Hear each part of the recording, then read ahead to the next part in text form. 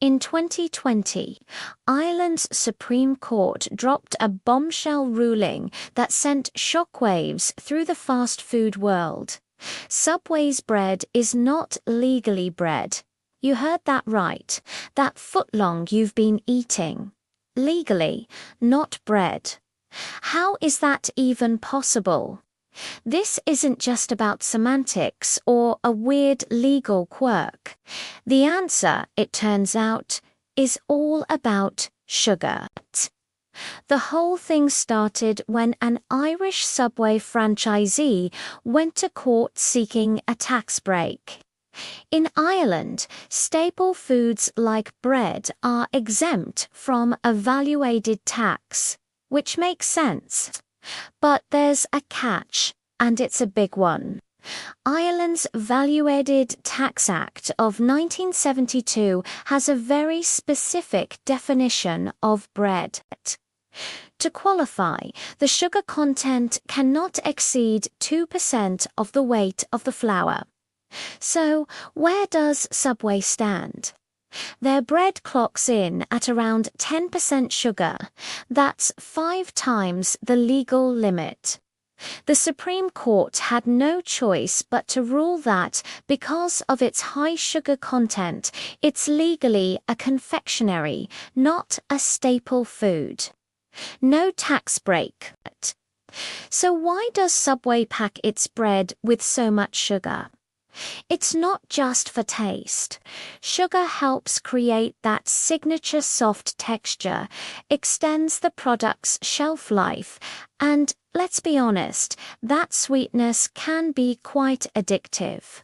Compare that to traditional bread, which is usually just flour, water, yeast, and salt. Minimal to no sugar required. When this news broke, it sparked a global conversation about what we're really eating. If you look at the full ingredient list for Subway's bread, you'll find things like soybean oil, dough conditioners, and various preservatives. By weight, a single foot long can contain as much sugar as a handful of cookies. And Subway isn't alone. A lot of fast food bread is closer to cake than what you'd bake at home. The legal definition matters because it's a line in the sand drawn by a government to protect consumers by defining what staple foods really are. This case pulls back the curtain on a much bigger issue: ultra-processed foods being marketed as healthy choices. Subway's Eat Fresh slogan clashes sharply with the reality of their ingredient list. Food companies often thrive in the grey areas, exploiting vague definitions to sell products that aren't what they appear to be. Think about pizza, Hut's stuffed crust, or Domino's breadsticks. Many are loaded with sugars and fats that push them into dessert territory. While Ireland has these strict laws, the United States, for example, has no federal legal definition of bread, so pretty much anything goes.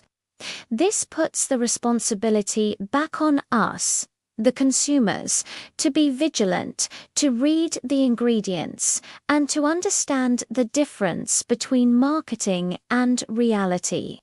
In the end, Subway didn't lose this case on a technicality. They lost because their bread is legally closer to cake. The next time you're about to order a supposedly healthy sub, just remember what Ireland's highest court decided: it's simply too sweet to be called bread. Sometimes the law tells us what the marketing slogans won't. Read the ingredients, not the ads. Thanks for watching. And if you found this interesting, don't forget to like and subscribe for more deep dives.